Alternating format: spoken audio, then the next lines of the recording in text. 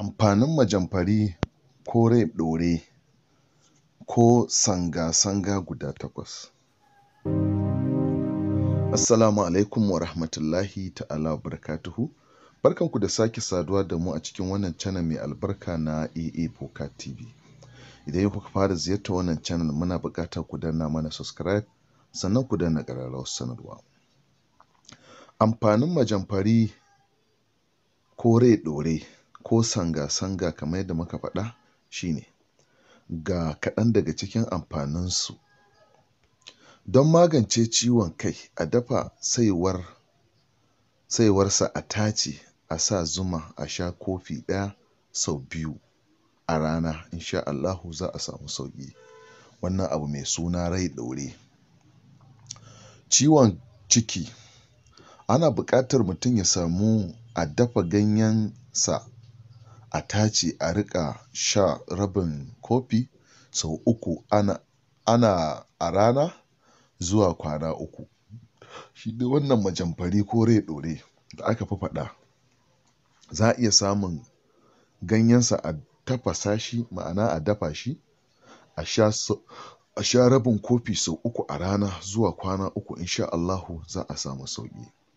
Dangane da masu fama da typhoid da malaria kuwa a haɗa ganyensa da ganyen turare a dafa a riƙa sha rabin kofi sau 3 a rana har a samu lafiya. Ma'ana idan muka ce turare shine da ganyen turare ma'ana wannan abin da ake kira kamar dogon yaro kenan. Dogon yaro yanzu akwai na zamani to asalin na da ɗin shine za a samu a haɗa a dafa ganyayyakin nasu guda 2 a dinga sha insha Allahu za a samu lafiya.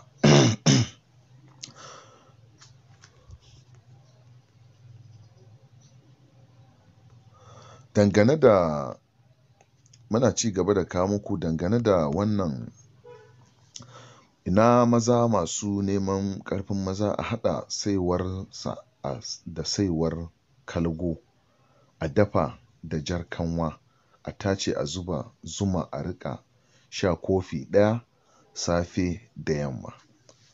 Ma'ana shi yadda ake haɗa amfaninsa na ɓangaren ƙarfin maza kenan ko ɓangaren ɗa namiji za a samu saiwar shi wannan rai ɗore a haɗa da na kargo saiwarsa sai a samo kargo ma'ana ganyen kenan sai jar kanwa a haɗa a dafa su a tace su sai a samo zuma mai kyau a zuba a dinga sha insha Allahu za a samu sauƙi. A riƙa sha kofi ɗaya safe da yamma.